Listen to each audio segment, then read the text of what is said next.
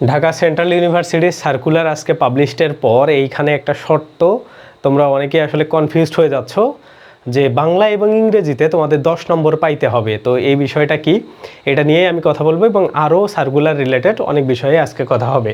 তো প্রথমে দেখো, একটা কথা বলা আছে, তুমি যদি বাংলা এবং ইংরেজি সাবজেক্ট নিয়ে পড়তে চাও, মানে 7 কলেজের যে বিভিন্ন কলেজগুলো আছে এগুলাতে তুমি বাংলা অথবা ইংরেজি পাইতে চাইলে তোমাকে অ্যাডমিশন টেস্টে 10 করে সর্বনিম্ন মার্ক পাইতে হবে।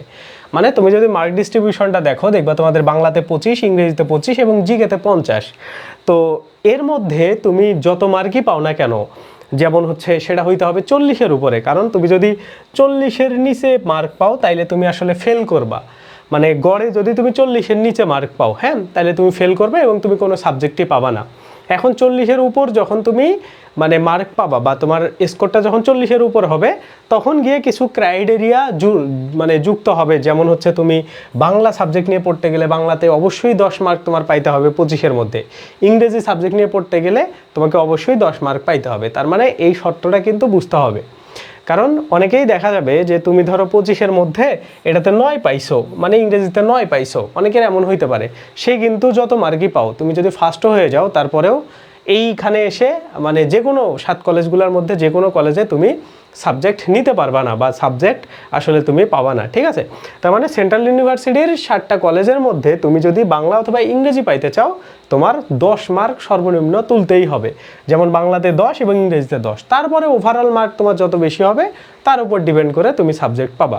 এবং এই 40-এর নিচে যারা পাবা তারা আসলে কোনো সাবজেক্টই চয়েস বা কোনো সাবজেক্টই চুজ করতে পারবা না, ঠিক আছে?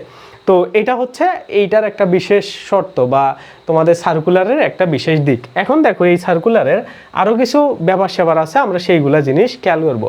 তো আরেকটা ইম্পর্টেন্ট জিনিস, এই যে এইখানে মার্ক ডিস্ট্রিবিউশনটার পরে তোমার একটা কথা লিখে দেওয়া আছে। যেমন দেখো, এইখানে মাধ্যমিক ও উচ্চ মাধ্যমিক পর্যায়ের কি দেওয়া আছে, সমাজবিজ্ঞান, পৌরনীতি ও সুশাসন, অর্থনীতি, ইতিহাস, ইসলামের ইতিহাস, যুক্তিবিদ্যা এবং ভূগোল বিষয় থেকে সাধারণ জ্ঞান থাকবে। তো আমরা এই জিনিসটা এর আগে কিন্তু জিএসটি ভর্তি পরীক্ষার মানে গুচ্ছ ভর্তি পরীক্ষার বি ইউনিটে সেম টাইপের লেখাটা আমি দেখতে পাইছিলাম বা এটা আমরা অলরেডি দেখছি। কিন্তু ওইখানে যদি আমরা প্রশ্নের প্যাটার্নটা দেখি, এইগুলা লেখা থাকলেও এইগুলা থেকে সেই সমস্তই প্রশ্ন আসে যেগুলা জেনারেল জিকের মধ্যে পাওয়া যায়। মানে তুমি ধরো বাংলাদেশ এবং আন্তর্জাতিক জিকে পড়ে যে জিনিসগুলো পারবা, এগুলা না পড়েও সেই সেম জিনিসগুলো বা এগুলা যদি তোমার নাও পড়া থাকে সমাজবিজ্ঞান, পৌরনীতি, তাইলেও তুমি আসলে ওই প্রশ্নগুলো কারেক্ট করতে পারবা। তো ব্যাপারটা কিন্তু এইরকমই এখানে হবে। তো এই লাইনটা দেখে আসলে ভয় পাওয়ার কিচ্ছু নাই যে ধরো এই যে এখানে তোমাদের 5-6টা সাবজেক্টের নাম বলা আছে, এগুলা থেকে প্রশ্ন আসবে, তুমি কিভাবে কারেক্ট করবা, বিষয়টা এমন না।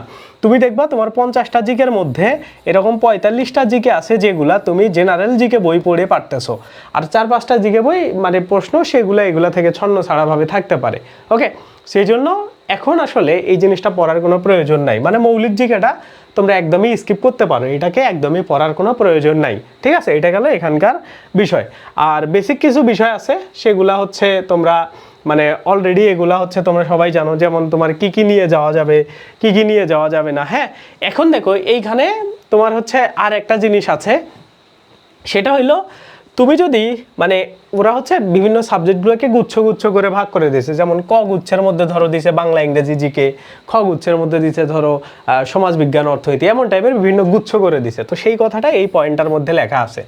সে পয়েন্টটা কি দেখো, এইখানে বলা আছে যে এই যে এটা তো এইখানে দিছে, এইখানে দেখো যে মাধ্যমিক বা হচ্ছে মানে উচ্চ মাধ্যমিক মানে হচ্ছে এইচএসসি পর্যায়ে তুমি যদি গণিত নিয়ে পড়ো, মানে তোমার যদি গণিত থাকে তাহলে তুমি পরিসংখ্যান নিতে পারবে। তো আর্টস স্টুডেন্ট তো এটা আসলে পারবে না।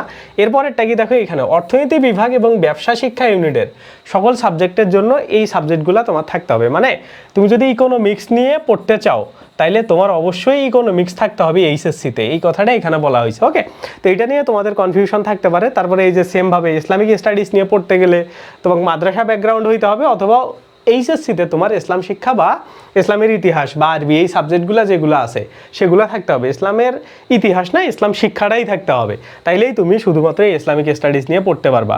আর যারা আরবি বিভাগে পড়তে ইচ্ছুক তাদের ন্যূনতম হচ্ছে দেখো দাখিল পরীক্ষায় মানে মাদ্রাসা ব্যাকগ্রাউন্ড হইতে হবে এবং তাদের বি গ্রেড অবভিয়াসলি থাকতে হবে। তো এইগুলো হচ্ছে শর্ত, কি সাবজেক্ট পাওয়া বা কি সাবজেক্ট না পাওয়ার।